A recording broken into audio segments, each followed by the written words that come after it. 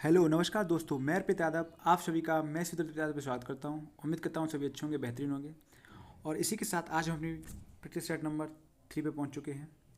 आज का जो पेपर हम डिस्कस करने वाले हैं, जो आपका एग्ज़ाम हुआ था 18 फरवरी 2024 शिफ्ट नंबर फर्स्ट में। तो ये जो आपकी मैथ्स की पीवाई की सीरीज चल रही है, ये आपके एग्ज़ाम पॉइंट ऑफ व्यू से बहुत इंपॉर्टेंट होने वाली है। क्योंकि सबसे बड़ी बात तो ये है कि इसमें जो हम क्वेश्चन कर रहे हैं, तो उससे हमें अंदाज़ा लग रहा है कि हमारी तैयारी कहाँ पे है। अगर यहाँ पे आप भी पेन कॉपी लेके बैठें, आपको ये वीडियो रिकॉर्डेड फॉर्म में मिल रही है, तो आप क्वेश्चन पहले खुद सॉल्व करें, उसके बाद इसका सॉल्यूशन देखें अगर आपसे नहीं बन रहा तो। और जो भी क्वेश्चन आपको नहीं बन रहा है वो आप डायरी पे नोट करें, और आप उस टाइप के जितने भी क्वेश्चन हैं या वो चैप्टर है वो आप रिवाइज करके आएँ। नेक्स्ट क्लास में बैठने से पहले जो क्वेश्चन आपके नहीं बने या जो चैप्टर से नहीं बने, फटाफट वो जाके अपनी रिवाइज करके आए जहाँ से भी आपने पढ़ रखा है। तो पहली चीज़ तो ये हो गई। दूसरा ये है कि हम आपको इसमें बहुत शॉर्ट सोल्यूशन भी दिखा रहे हैं, ताकि जब आप एग्जाम हॉल में बैठें तो आप क्वेश्चन को ये कैसे अटैम्प्ट करें। ऐसा ना हो कि 20 से 25 क्वेश्चन करने में आपको 30 से 35 मिनट लग रहे हैं, समझ रहे। तो आप ये 20 से 25 क्वेश्चन है ये 15-16 मिनट में कर पाएँ इजली। इसलिए भी ये प्रैक्टिस सेट आपके लिए बहुत इंपॉर्टेंट होने वाले। तीसरा क्या है, पीवाई को लगाना बहुत ज़रूरी है। जिन लोगों का मैथ बहुत कमज़ोर है उनके लिए तो ये स्पेशल सेशन है, क्योंकि इसमें मैं आपको शॉर्ट मेथड भी सिखा रहे हैं। उसका मैं तो बता रहा हूँ कि क्वेश्चन कह क्या रहा है। क्योंकि बहुत बार क्या होता है, जब मैथ हमारा बहुत कमज़ोर होता है तो हम ना क्वेश्चन को नहीं समझ पाते हैं कि क्वेश्चन हमसे क्या कह रहा है। ठीक है, तो वही है कि हम यहाँ पे सीखेंगे।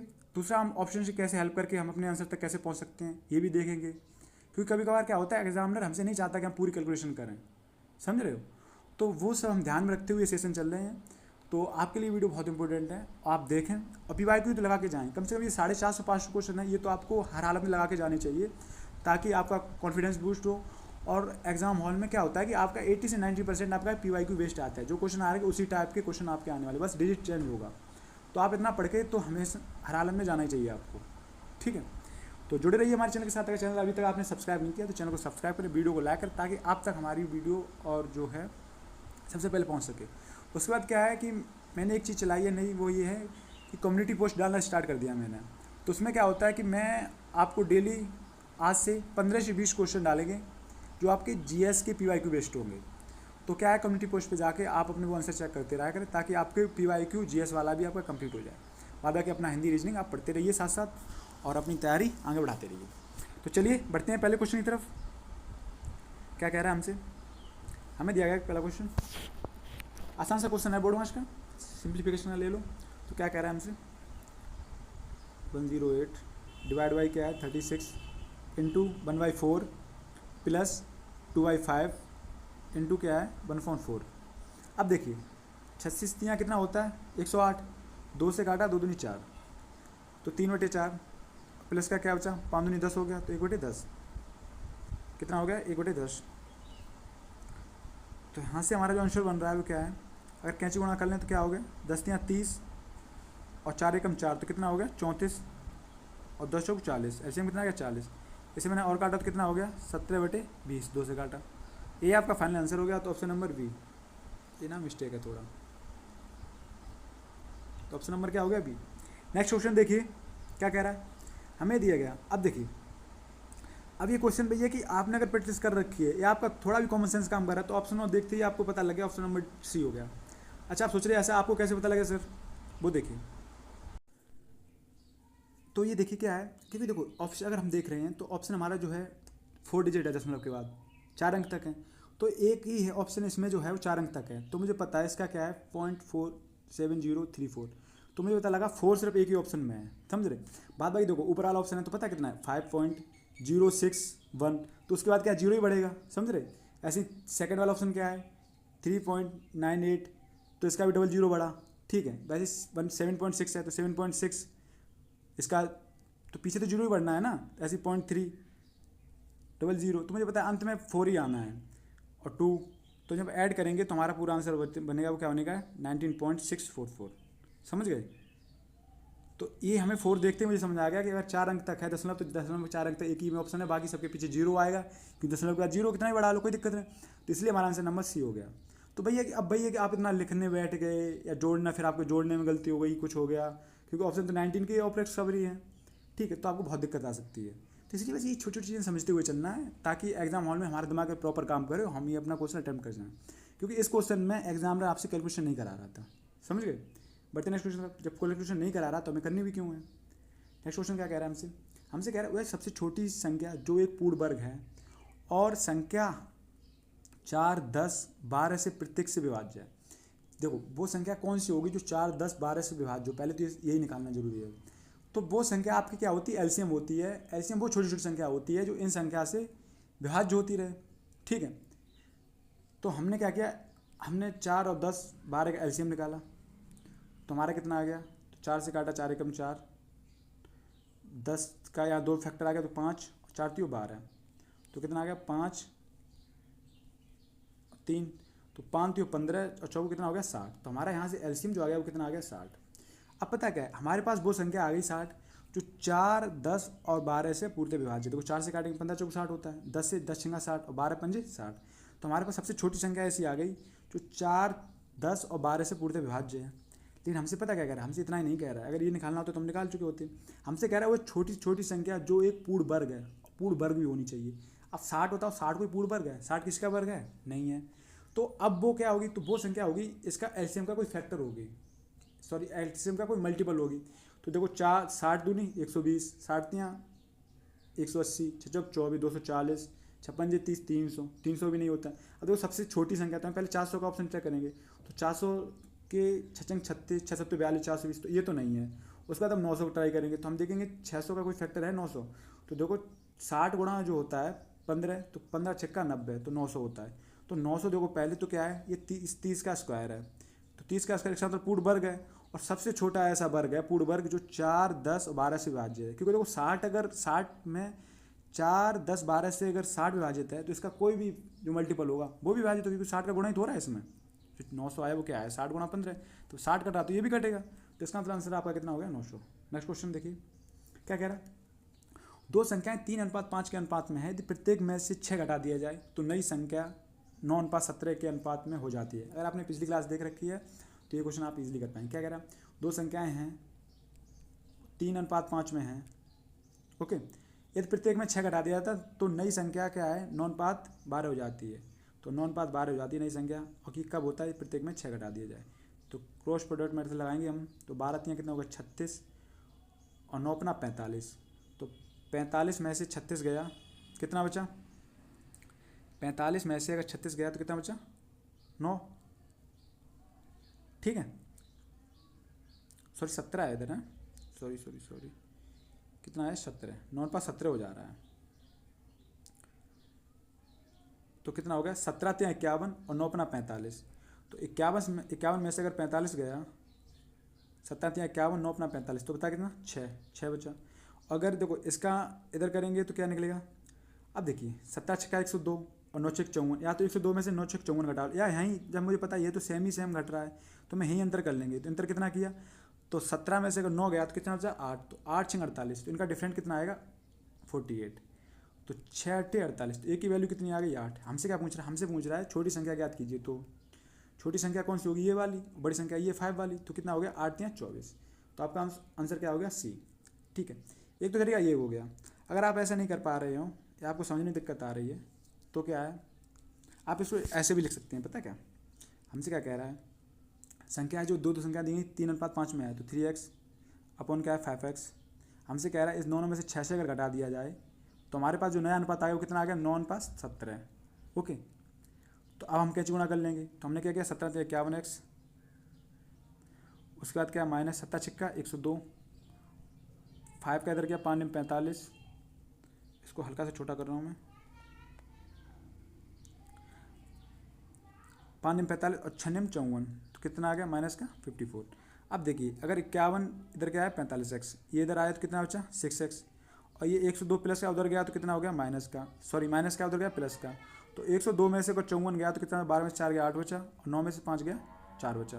तो x की वैल्यू कितनी आ गई 6 से अगर मैंने काटी तो कितनी आ गई 6 8 48, तो x कितना आ गया 8, और x अगर 8 आ गया तो हमसे पूछ रहा है कि छोटी संख्या ज्ञात कीजिए, तो छोटी संख्या ये 3x है, तो छत्तियाँ कितनी 8 कितना हो गया 24। तो बस ये भी जो है ना ये बस लिखने का एक तरीका है जो हमें इजी वे में बताता है, और बस ये जब भी आप एग्जाम में जाएँ तो इसी तरीके करके आएँ। इतना लिखेंगे तो टाइम जाएगा वेस्ट, करना तो सेम यही तो है, तो बाद में तो यही घट ही रहा है, ठीक है। अगर आप हमारे UPSI लेवल से जुड़े हुए हैं प्रैक्टिस सेट, तो आप ये समझ चुके हैं इसमें बहुत टाइप के क्वेश्चन ऐसे आए थे जो मैंने आपको इसी वे से कराए हैं। बढ़ते नेक्स्ट क्वेश्चन तरफ। क्या कह रहा है, यदि ए बी का 250% है तो बी ए प्लस बी का कितना परसेंट है। देखिए आसान सा क्वेश्चन है। यदि ए बी का 250% है तो ए जो है वो क्या है, बी का 250% है, 250/100% है 0, तो 0 0 5 से काटा 55 25 5 दूनी 10, तो ए और बी का जो रेशियो आ गया वो कितना आ गया भाई, तो वो हमारा आ गया ए और बी का कितना आ गया 5.2। ओके, यहाँ तक किसी मेरे भाई को दिक्कत। अब हमसे कह रहा है बी है ए प्लस बी का कितना परसेंट है, तो बी है कितना 2, बी है कितना 2, और ए प्लस बी का कितना परसेंट है, तो ए प्लस बी कितना है, तो ए प्लस बी कितना हो गया, अगर ए 5 है तो बी 2 है, कितना हो गया 7। तो दैट मीन्स हमसे कह रहा है बी जो है ए प्लस बी का कितना परसेंट है, तो 2/7, क्योंकि 2 बी का पूछा है 2 और 7 ए प्लस बी से, तो इंटू 100, तो 2/7। तो आप देखते हो फ्रैक्शन समझ गए होंगे, ये कितना होता है 28 सही 4/7। तो आपका कितना आंसर आ गया, ऑप्शन नंबर बी। ओके, बढ़ते नेक्स्ट क्वेश्चन तरफ। क्या कह रहा है, संख्या 323 में है, क्या ऑप्शन क्या दिया गया, कोई अभाज्य गुणनखंड नहीं है, 4 अभाज्य गुणनखंड है, 2 अभाज्य गुणनखंड है और 3 अभाज्य गुणनखंड है। तो पहले ही बताइए आवाज हमें कैसे पता लगेगा अभाज्य गुणनखंड है, दूसरा ये पता कैसे लगेगा कि संख्या कितने से कटेगी। जैसे क्या है 323 देख के आपको समझ नहीं आ रहा कि इसका फैक्टर कौन सा होगा, तो मैं आपको एक चीज़ बताऊँ, जैसे 323 है तो इसके आसपास का आप वो देखिए क्या स्क्वायर, तो आप पाएंगे 323 जो है या इससे जो बड़ी संख्या हो उसका स्क्वायर देखिए, तो 361 आता है। 361 किसका होता है, 19 का। ओके, अब ये जो संख्या है 323, ये 1 से लेके 19 तक किसी फैक्टर से अगर नंबर से कटेगी तो कटेगी, अन्यथा अगर नहीं कटी तो ये संख्या अभाज्य संख्या है जो किसी से नहीं कटेगी, इसका कोई फैक्टर नहीं होगा। तो फिर क्या है, हम चेक करते हैं। तो हम चेक करने बैठे तो मुझे पता है कि 2 से तो नहीं कट रही, 3 से भी नहीं कट रही है, क्योंकि 3 से कटने का रूल किया जाता है कि संख्या के अंकों का योग 3 से कटना चाहिए। तो 3 2 5 3 8, 3 से भी नहीं कट रही, 4 से नहीं कट रही, 5 से नहीं कट रही, 6 से नहीं कट रही, ठीक है। 3 से कटी तो 6 से भी नहीं कटेगी, 7 से भी नहीं कट रही है, ठीक है। 7 चौको 28 नहीं कट रही। उसके बाद 8 से कट नहीं रही, कि 2 से नहीं कटी तो 8 से कटेगी क्या, 9 से भी नहीं कट रही, 3 से नहीं कटी तो 9 से भी नहीं कटेगी, 10 से भी नहीं कट रही, 11 3 33 11 से भी नहीं कट रही, 12 से काट रहे 12 से भी नहीं कटेगी, 2 से नहीं कटी तो 12 से भी नहीं कटेगी। उसके बाद 13 से हमने काटना शुरू किया तो 13 दूनी 26, बचा कितना 4 2 6 नहीं कट रही। 14 से काट रहा, 14 से नहीं कटेगी, 15 से भी नहीं कट रही, 16 से भी नहीं कट रही, 17 से कट रही, 17 दूनी 34, तो 17 एकम 17, अब बचा कितना 15, 17 9 153। हाँ, तो इसके फैक्टर क्या आ गए 17, 17 एकम 17 और 17 9 153, तो इसके दो फैक्टर आ गए 17 19 से कट रही संख्या। तो इसका मतलब इसके जो अभाज्य गुणनखंड है वो दो हैं, तो आपका ऑप्शन नंबर क्या हो गया सी, क्योंकि इसके एक तो 17 है, एक क्या है 19, तो ये आपसे पूछ रहा था। ठीक है, बढ़ते नेक्स्ट क्वेश्चन तरफ।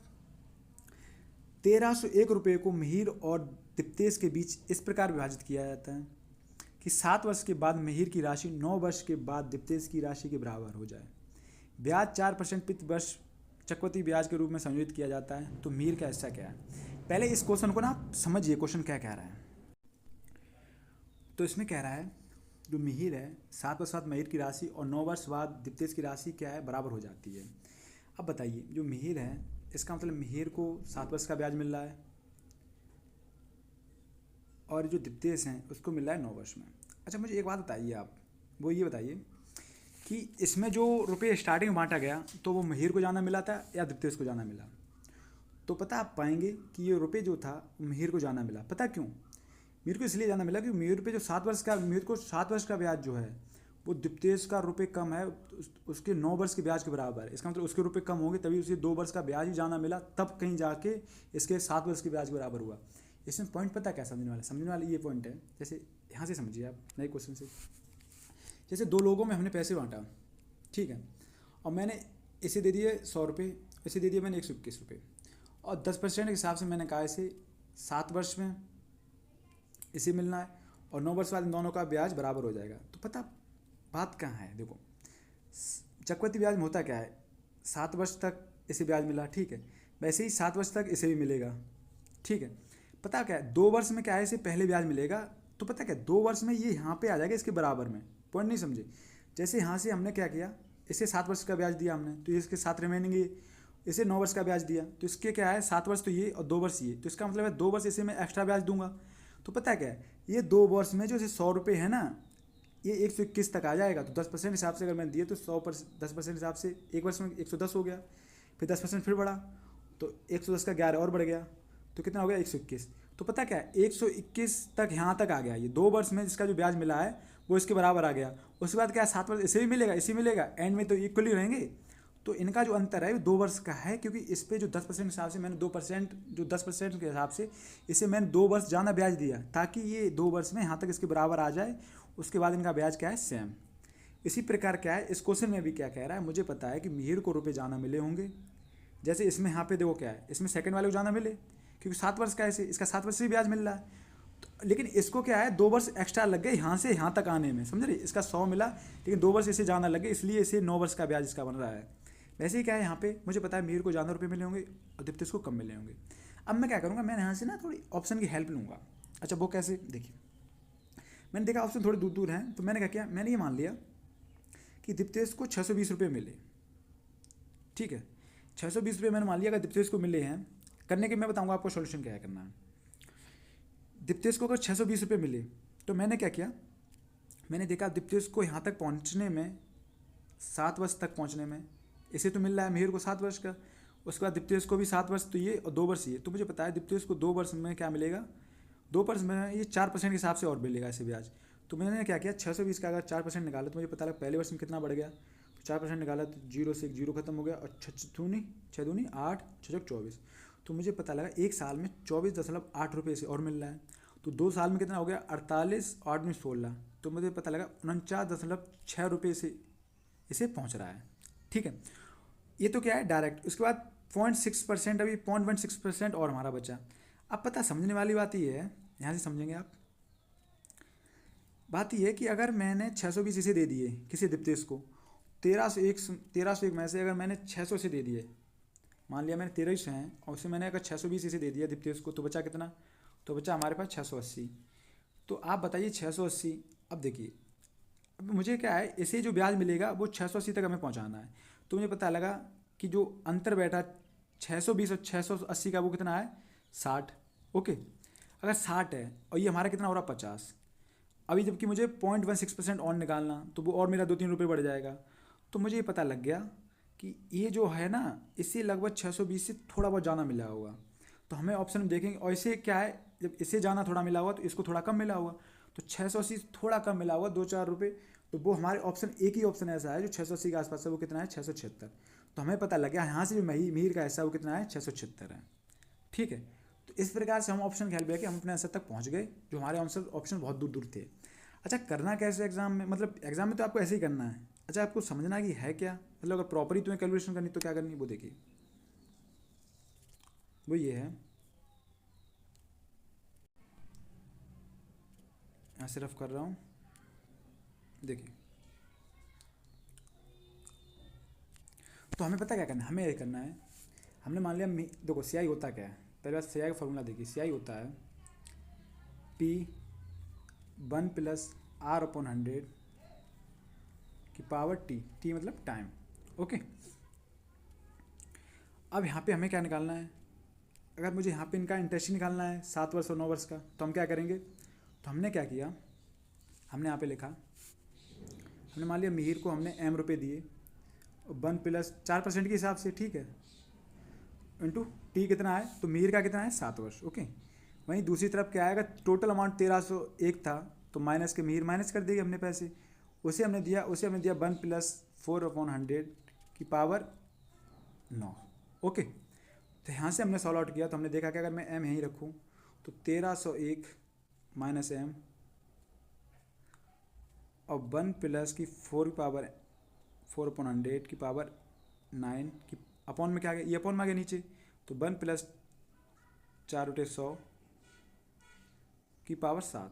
अब बताइए ये पावर अगर ऊपर जाएगी तो माइनस की हो जाएगी, माइनस, तो ऊपर क्या बचेगा, ऊपर बचेगा अगर -7 हटा दिए तो ऊपर बचेगा 2, तो पावर कितनी बची माइनस, तो हमारे पास स्क्वायर बच गया। ठीक है, 7 तो कम हो गया 9 में से 2 गया क्योंकि सेम ही था, तो हमें पता लगा ये सेम है। देखो अगर ये इधर जाएगा तो माइनस का हो जाएगा, तो ये बचा कितना 2। अब यहाँ से मुझे समझ में आ गई, पता क्या है, मिहिर का जो अमाउंट है उसके बाद 1301 माइनस क्या है मिहिर का जो इसका बचेगा अमाउंट, वो किसका बचेगा, वो बचेगा दीप्तेश का, उसका एक सही 1 + 4/100 क्या स्क्वायर। इसका मतलब मुझे पता लगा इसका जो स्क्वायर बनेगा, वही तो भी हम कर रहे थे, हम क्या करें 4% पहले निकाल ले रहे थे, उसका 4% निकाल लेते और इन दोनों का 4 × 4 = 16 0.6% और निकलेगा। ठीक है, तो वो जो परसेंटेज बनेगा जाके भाई अमाउंट बनेगा और वो इसके बराबर हो जाएगा। तो यही तो है मीर का, अगर मैंने तो इसी प्रकार हमारा मीर का 676 निकल आया था। ताकि इसमें माइनस करके देखो, अगर देखो 701 में से माइनस 676 करेंगे तो बोला वही बनेगा ना 625 के हिसाब से, और उसका स्क्वायर होके जो मैं आपको बता रहा हूँ 2 बार स्क्वायर करके 4% निकाल रहे थे, वो इसके बराबर हो जाएगा। तो इसलिए हम डायरेक्ट ऑप्शन की मदद से लेके हम वैसे कर लेंगे। बढ़ते नेक्स्ट क्वेश्चन तरफ। क्या दिया गया हमें दिया गया अभिषेक विमल और चिन्ह में साझेदारी में शामिल होते हैं। अभिषेक विमल के निवेश का 3 गुना निवेश करता है।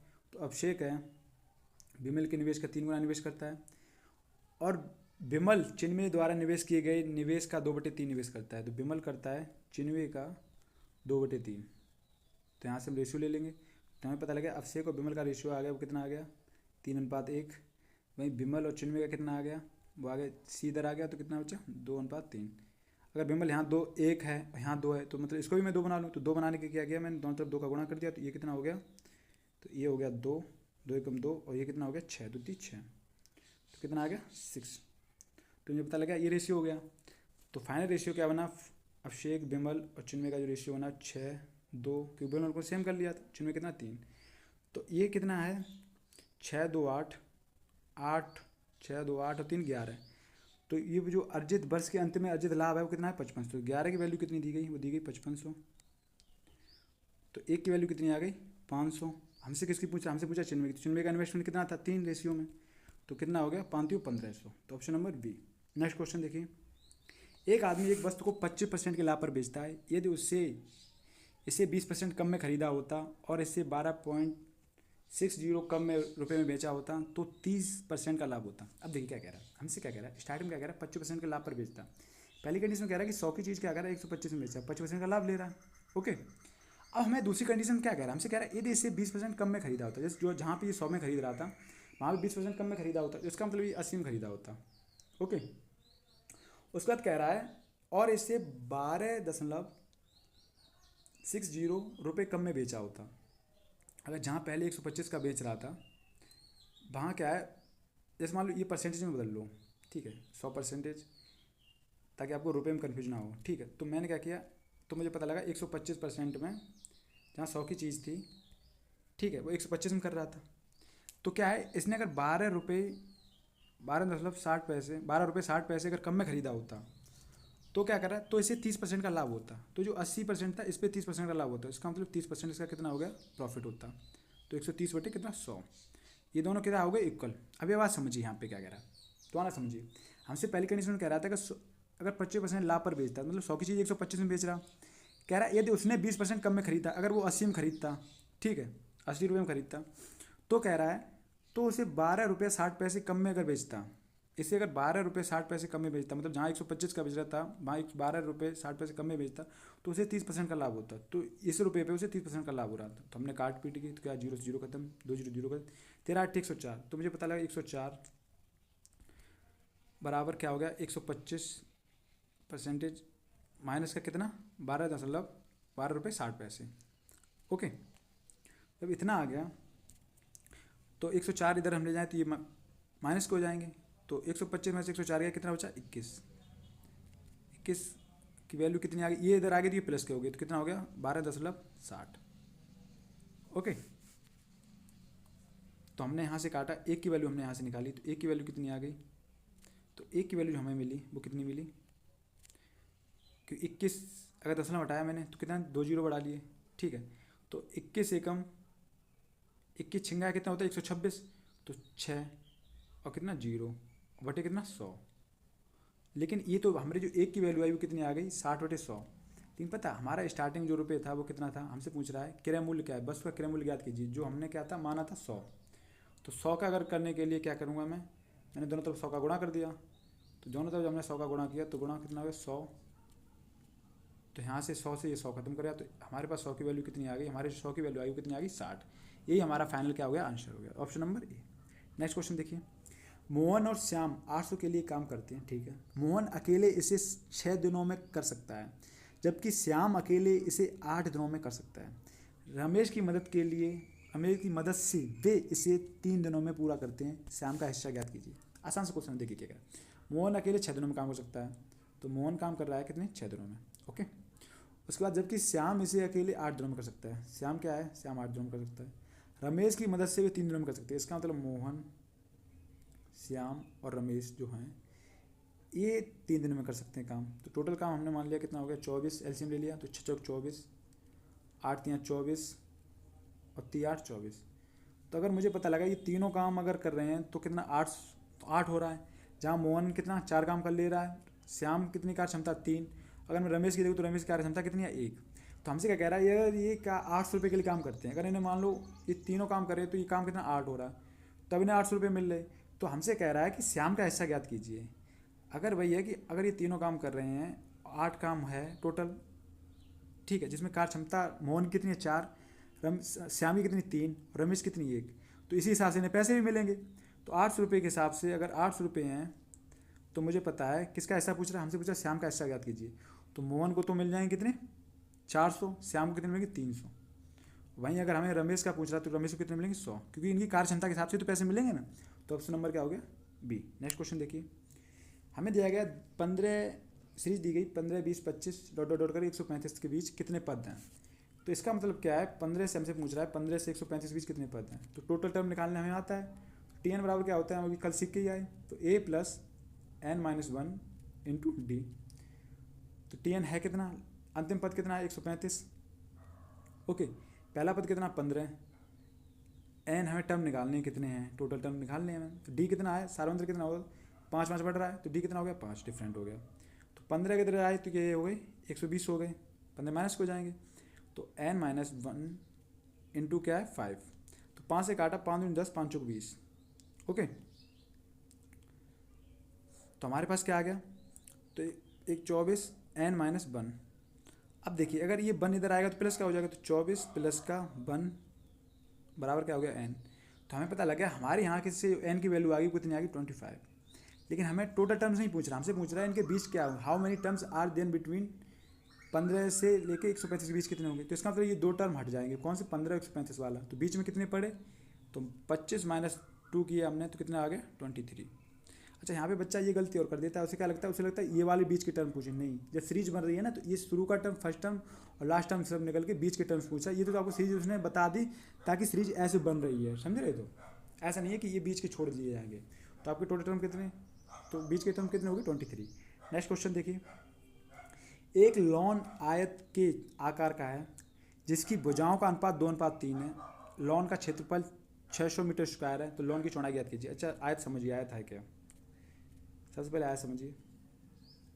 ये आयत की लंबाई हो गई, लेंथ ये हो गई ब्रेथ। तो आयत का अगर एरिया पूछा जाएगा हमारे पास हमसे तो क्या हो गया लेंथ इंटू ब्रेथ। ओके भाई, आयत का अगर हमें पेरीमीटर पूछा जाता है तो क्या होता है 2l + b। अच्छा 2 क्या होता है, देखो पेरीमीटर होता है क्या, पेरीमीटर होता है चारों भुजाओं की लंबाई।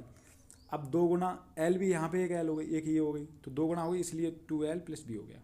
ओके भाई, अगर हमसे अगर ये पूछा जा रहा है इसका जो होता है विकर्ण होता है, तो विकर्ण क्या होता है, तो विकर्ण इसका जो बनता है ये 90 डिग्री बनता है। तो वो बनेगा आपका क्या, वो बनेगा l² प्लस का b² और ये रूट के अंदर। ओके, क्योंकि हाइपोटेनियस का स्क्वायर होता है भाई इन दोनों के स्क्वायर के बराबर होता है। तो देखते हैं अब हमसे क्या दिया गया, हमें दिया गया आयत का आकार दिया गया जिसकी भुजाओं का अनुपात 2:3 है। तो इसका मतलब भुजा दी गई है, तो ब्रेथ और लेंथ जो हमें दी गई वो कितनी दी गई 2:3, क्योंकि लेंथ बड़ी होगी।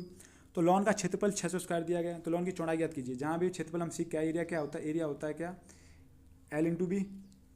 ठीक, अगर मैं इनको 2x 3x मान लूँ तो हमारा एरिया क्या हो गया, तो एरिया हो गया हमारा क्या 2x × 3x = क्या हो गया 600।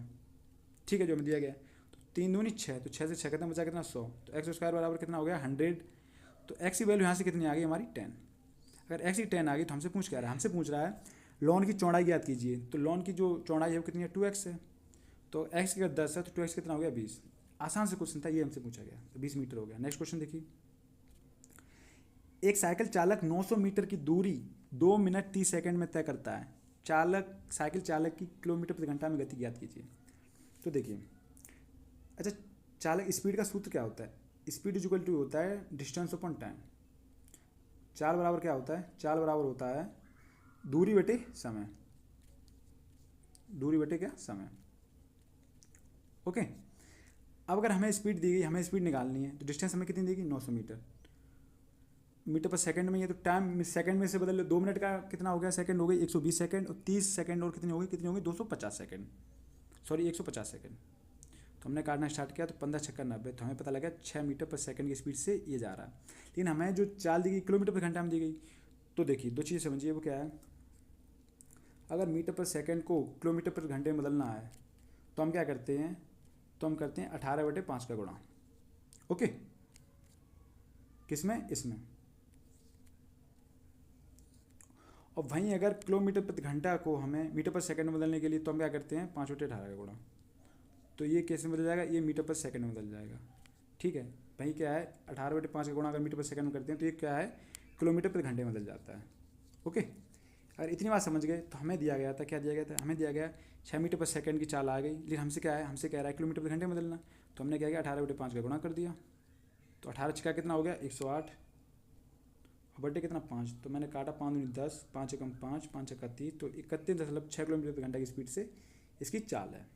बढ़ते नेक्स्ट क्वेश्चन तरफ। हमें दिखा 3 संख्याओं में से दूसरी पहली से 2 गुनी और तीसरी से भी 3 गुनी है। यदि तीनों संख्याओं का औसत 66 है, तो सबसे छोटी संख्या ज्ञात कीजिए। तो क्या कह रहा है, हमसे कह रहा है पहली संख्या, दूसरी संख्या और तीसरी संख्या। 3 संख्या में से दूसरी संख्या पहली से 2 गुनी है और तीसरी से सीधे 3 गुनी है। अगर मैं दूसरी संख्या ही है, तो पहली से 2 गुनी है और तीसरी से क्या 3 गुनी है। तो अगर मैं इसको 2 मानता हूँ, इसको कर लिया 3 दूनी 6, तो तीसरी से कितनी होगी 2 गुनी, 3 गुनी हो गई, और पहली से 2 गुनी है, तो पहली अगर मैंने 3 मान ली, तो क्या हो गया 3 दूनी 6, और दूसरी तीसरी से कितनी होगी 3 गुनी। ठीक है, दूसरी संख्या जो है पहली से तो 2 गुनी है, तो 3 दूनी 6 हो गई, और भाई तीसरी संख्या 3 गुनी है, तो दूती 6। ओके, हमसे कह रहा है ये तीनों संख्याओं का औसत कितना दिया गया, औसत दिया गया हमें 66। तो मैंने अगर इसे 3x 6x और 2x मान लिया, तो ये है कितनी संख्या, इनका योग कितना हो गया 6 3 9 2 11x। और औसत निकालने के लिए क्या है, औसत क्या होता है, औसत होता है सभी संख्याओं का योग अपॉन में नंबर ऑफ संख्या। तो कितनी होगी 3 संख्या, वो हमें कितना दिया गया 66। तो हमने 11 छिंगा काटा, 11 छिंग 66, तो x हमारा यहाँ से कितना आ गया, x आ गया हमारा कितना 6 18। तो हमसे पूछा सबसे छोटी संख्या ज्ञात कीजिए। तो 3x है, 6x है, ये 2x है, तो सबसे छोटी संख्या क्या होगी 2x। तो x की वैल्यू वाला 18 है, तो 2x कितनी होगी 18 दूनी 36। तो ऑप्शन नंबर आपका क्या होगा डी। नेक्स्ट क्वेश्चन देखिए, दिए गए वर्षों के दौरान राज्य डी से उपस्थित होने वाले उम्मीदवारों का औसत क्या है। तो डी में जो है सभी वर्षों में उपस्थित होने वाले उम्मीदवार हैं, उनका औसत क्या है। तो डी में हैं कितने भाई, तो डी में देखो 2001 में तो 8000 हैं, 2002 में कितने हैं डी में, डी में है 9600, और 2003 में कितने हैं 8600, 2004 में कितने हैं 9800, 2005 में कितने हैं 8900। तो ये सब हमने ऐड कर लिए, तो हमें मिला कितना 8000, 9600, 8600, 9800 और कितना है 8900।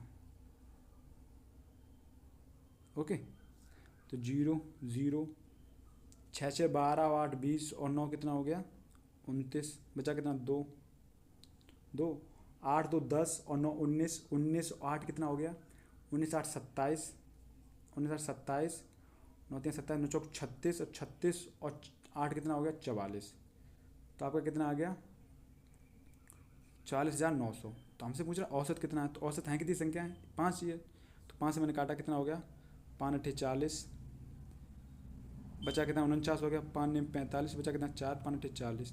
तो कितना हो गया 89 80 आपका क्या हो गया फाइनल आंसर। नेक्स्ट क्वेश्चन देखिए, क्या कह रहा है 2003 में सभी 5 राज्यों की कुल उपस्थित उम्मीदवारों में से योग्य उम्मीदवारों की कुल संख्या का अनुमानित प्रतिशत क्या है। तो देखिए क्या कह रहा है हमसे, हमें दिया गया क्या है 2003 में सभी 5 राज्यों की कुल उपस्थित उम्मीदवार संख्या 2003 में। तो 2003 का ग्राफ का है ये वाला, ठीक है। तो इसमें क्या कह रहा है सभी 5 राज्यों में कुल उपस्थित उम्मीदवारों में से योग्य उम्मीदवार। तो उपस्थित उम्मीदवार कितने हैं टोटल हैं, हम जोड़ लें। तो हमने देखा क्या 4 2 यहाँ से जोड़ रहा है, 4 और 2 कितना हो गया ये वाला, ठीक है। 4 और 2 6, 6 6 12, 12 6 18, 18 और 6 24, 24 बचा कितना 2। तो 7 8 7 15 तो 17, 17 और 7 कितना हो गया 17 और 7 हो गया कितना 24, 24 और 8 कितना हो गया 24 और 8 हो गया 32, 32 और 9 कितना हो गया 41। तो 4 1, तो हमारे पास 41,400 आ गया। भाई हमसे कह रहा है योग्य उम्मीदवारों की कुल संख्या का अनुमानित प्रतिशत कितना है? तो योग्य उम्मीदवार हमें निकालने, तो योग्य उम्मीदवार हमने जोड़ लिए कितने, 0। उसके बाद 5 और 6 11 की 1 हासिल लगी 1, ये वाले जोड़ रहे हैं हम, ठीक है। 1 तो 9 और 9 18 और 9 3 27, 27 और 3 30, बचा कितना, 3। तो 3 और 2 5, तो हमें पता लग गया जो योग्य उम्मीदवार हैं वो कितने हैं, 5010, और टोटल उम्मीदवार कितने हैं, 41,400। तो हमसे पूछा परसेंटेज कितना होगा, परसेंट निकालने के लिए हमने क्या किया, 100 का गुणा किया, तो 2 जीरो से 2 जीरो खत्म। अब देखिए, अब हमारे पास ऑप्शन थोड़ा दूर दूर है तो हम अप्रॉक्स मान लेंगे, और वैसे भी हमें अनुमानित पूछा गया है। तो हमने देखा क्या, 414 एकम 414, तो कितने बार, एक बार गया। अब बचा कितना देखो, 500 के लिए कितना बचा, 86, और 10 कितना हो गया, 86 हो गया। तो कितना हो गया ये, 86, ठीक है, 86 हो गया ना। तो 86 और कितना हो गया, 87। हमारे पास अब बचा कितना, 87, तो ये कितना हो गया, 870। तो 414 दूनी कितना हो गया, 800, मतलब 3 गुना करेंगे तो जहाँ हो जाएगा, तो 2% ही बना, तो कितना हो गया, 12% समथिंग कुछ आएगा, ठीक है, 12 पॉइंट कुछ समथिंग आएगा। तो ऑप्शन नंबर क्या हो गया, 4, ठीक है। समझे, एक तो ये हो गया 414 एकम 414, बचा कितना, 86, और ये कितना हो गया, 27, तो 870 हो गया। तो 414 दूनी कितना होता है, वो होता है कितना, 828। तो इसका मतलब 12 कुछ आएगा। तो ऑप्शन नंबर आपका क्या है, अनुमानित क्या हो गया, 12% का। बाकी ऑप्शन आपके बहुत दूर दूर हैं, ठीक है। नेक्स्ट क्वेश्चन देखिए। अब भैया कि पेपर में आपको यही करना है, अब ये नहीं पूरा करना बैठ गए, ठीक है, इतनी फास्ट कैलकुलेशन करनी है आपको। 2001 में सभी राज्यों से उत्तीर्ण उम्मीदवारों की कुल संख्या है, 2001 में सभी राज्यों से उत्तीर्ण उम्मीदवारों की कुल संख्या, ओके। 2002 में सभी राज्यों की उत्तीर्ण उम्मीदवारों की कुल संख्या का लगभग कितना परसेंट है, 2002 में ये टोटल है, तो हम ऐड कर लेंगे। तो हमने जोड़ा क्या, 0। उसके बाद 5 5 10, 10 और 6 16, 6 22 की 2 हासिल लगी 2, तो 7 2 9, 8 7 15, तो 17, 17 और 7 कितना होता है, 17 और 7 होता है। अभी हमने जोड़ा ही था ना, 2001 का ही जोड़ा था, 2001 का कितना था, 4120 था, ठीक है। पीछे भी जोड़ा ही हमने, नहीं समझे।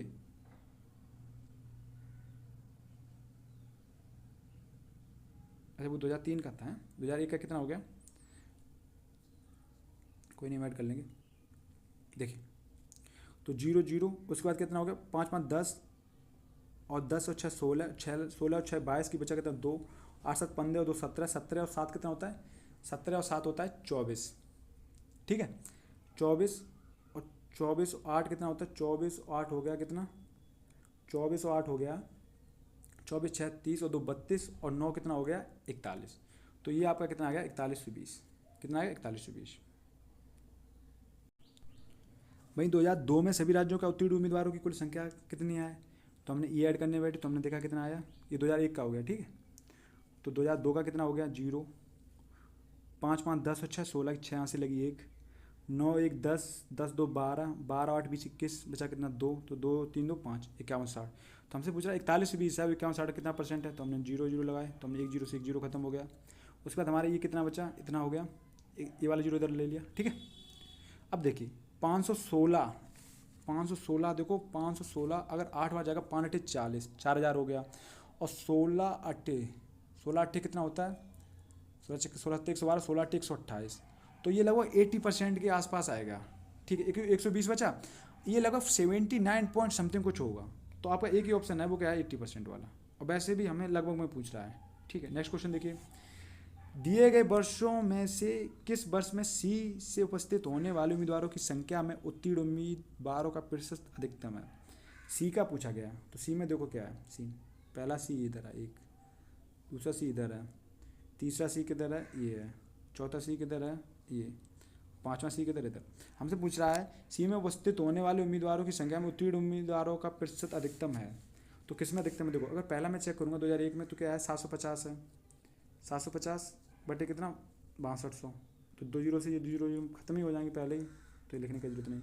तो 62 एकम 62, बचा कितना, 13, तो 130 हो गया। तो 62 दूनी कितना हो गया, 62 दूनी कितना हो गया, 62 एकम 62, बचा कितना, 13, तो 130 हो गया। तो 62 दूनी कितना होता है, 124, बचा कितना, 60। तो ये लगभग ऐसे आएगा, 62.09 की समथिंग आएगी, क्योंकि एक नहीं होगा, अगर 62 मतलब 2 की कम पड़ रहा ना, वरना ये 62.1 हो जाता। तो ये लगभग इतना बैठ रहा है, तो ए का कितना बैठा है, साथ साथ नोट करते हुए चलें, ये इतना, ओके। नेक्स्ट देखेंगे। नेक्स्ट अगर मैंने ट्राई किया परसेंटेज निकाला, तो किसका निकाला, अगर देखो 1000 है कितने पे, 8600 पे, तो 1000 बटे तो 86, तो 86 बन जा 86 बचा कितना 14, तो 140 हो गया। तो 8 दूनी 16 160 होता है, ये लगभग एक ही बार जाएगा, तो ये 11 दशमलव कुछ आएगा, तो ये इससे भी कम हो गया, तो ये तो नहीं होगा। उसके बाद तीसरा ऑप्शन मैंने चेक किया कितना है 860 है, तो तीसरा कितना है 860, तो तीसरा है कितना भाई 860 है। जो देखेंगे 860 अगर है कितने पे, वो है 76 पे, क्योंकि जीरो से जीरो खत्म हो जाएगा। 76 एकम 76 बचा कितना 10 हो गया, 11%, ये भी नहीं होगा, क्योंकि 12% तो जाना हो गई। अब इससे जाना अगर हमें मिलेगा तब काम चलेगा। तो 2004 में चेक करने बैठे हम, 2004 में हमने चेक किया, एक चेक हो गया, 3 हो गया, 4 चेक करने बैठे तो कितना हो गया, 4 ऑप्शन में। हाँ, तो 4000 पे, 1000 पे चेक किया हमने कितना 8550, तो समझो जीरो आ गया, तो एक जीरो इधर बढ़ गया, एक जीरो तो खत्म ही हो गया। तो 855 गुना आगे 1 हो गया। उसके बाद हमारे पास बचा कितना 145, तो 145 ये 145, तो ये इतना हो गया। तो 8 दूनी 16, तो अप्रोक्स ये भी बैठेगा कितना 11 के अप्रोक्स बैठेगा, ये 12 से कम ही रह जाएगा, तो ये भी नहीं होगा। तो ऑप्शन नंबर देखो 2 नहीं होगा, 2001 नहीं होगा, सॉरी 1 में तो है 12 दशमलव है, 2 3 नहीं होगा। अब 5 और चेक कर लें हम कितना बैठेगा। तो 5 का हम जब चेक करने बैठे तो हमें पता लगा कितना 1200 है, कितने में 9700 में। तो 1200 है कितने में 9700 में। तो हमने चेक करने बैठे तो क्या मिला हमें 1200 कितना 9700 का, तो इंटू 100। अगर मैं सोचूं, अब मैं 9700 को अगर काट लिया, 9700 को मैं 96 से मान लो तो 12 8 96, 8 से काटा तो ये लगभग 12.5% के अप्रोक्स बैठ रहा है। अगर 97 थोड़ा 12.5 से थोड़ा ही कम बैठेगा, तो अप्रोक्स मतलब 2001 से तो जाना ही होगा। तो ऑप्शन नंबर क्या हो गया आपका, ऑप्शन नंबर होगा 1 2005। ठीक है, नेक्स्ट क्वेश्चन देखिए। सभी वर्षों के दौरान राज्य बी से उपस्थित होने वाले उम्मीदवारों की तुलना में, सभी वर्षों के लिए राज्य बी से उत्तीर्ण होने वाले उम्मीदवारों का अनुमानित प्रतिशत क्या है। तो क्या है सभी वर्षों में बी, तो सभी वर्षों को बी है कितना, देखो 7500 कैलकुलेशन है भाई इसमें, कितना है 9200, जोड़ना ही पड़ेगा आपको। उसके बाद कितना है 8400, उसके बाद कितना है, उसके बाद है 9500, ये कितना है 8600। तो हमने ऐड करने बैठे तो कितना मिला 5 2 7 7 4 11 5 16 16 6 22 की बच्चा कितना 2 9 9 18 18 9 3 27 27 8 35 35 8 43, तो कितना आ गया आपका, ये लगभग आ गया 43,200। ओके 43,200 आ गया। तो हमसे पूछ रहा है किसका, हमसे इसी का पूछ रहा है कितना सभी वर्षों का उत्तीर्ण कितना होगा। तो उत्तीर्ण कितना हुए, तो 850, ये 1000 कितना हो गया 1000, ये 2000, ठीक है 2000। उसके बाद कितना बचा यहाँ पे 850, अच्छा 950 और 950 कितना हो गया 9 9 18 1900, तो कितना हो गया 3900। उसके बाद कितना 850, तो कितना हो गया हमारा पास आ गया टोटल कितना है 0 5 8 8 16 17, हाँ से लगी 4750।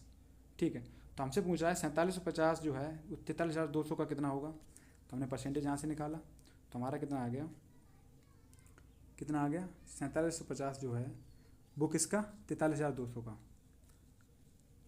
तो इंटू 100, तो 2 जीरो से 2 जीरो खत्म। उसके बाद 432 एकम 432, ठीक है बचा कितना हमारे पास बचेगा, हमारे पास बचा कितना, तो हमारे पास बचा है अगर मैं घटा लूँ तो 5 में 2 गया 3 और 7 में 3 गया 4 43, तो लगभग 430। तो ये अप्रॉक्स में जो आएगा आपका वो कितना आ रहा है लगभग 11% से थोड़ा कम होगा, क्योंकि 432 अगर 2 और होते ना तो ये 11% प्रॉपर हो जाता है, लेकिन 10.9 समथिंग कुछ आएगा। तो ऑप्शन नंबर आपका क्या है, एक ही है जो 11 के आसपास है, वो ऑप्शन नंबर 2 हो गया। इसी प्रकार ये अप्रॉक्स में सारे क्वेश्चन आपके हो रहे थे और वैसे में अनुमानित में पूछा जा रहा, तो आपके ये क्वेश्चन कंप्लीट हो गए। उम्मीद करता हूँ क्लास आपको अच्छी लगी होगी। क्लास अच्छी लगी तो लाइक करें, शेयर करें अपने दोस्तों में भी, ताकि वो भी ईजिली पढ़ सकें। ठीक है, अपनी तैयारी को 4 चांद लगा पाएँ। इसीलिए आप बढ़ते रहिए, पढ़ते रहिए। और कल जब क्लास में आएँ तो जिस भी आपको चैप्टर से क्वेश्चन में आपको दिक्कत आई है तो वो चैप्टर आप पहले अपना रिवाइज करके आएँ। ठीक है, अपने आप को धोखा बिल्कुल भी मत दें। चलिए मिलते हैं नेक्स्ट क्लास में, नमस्कार।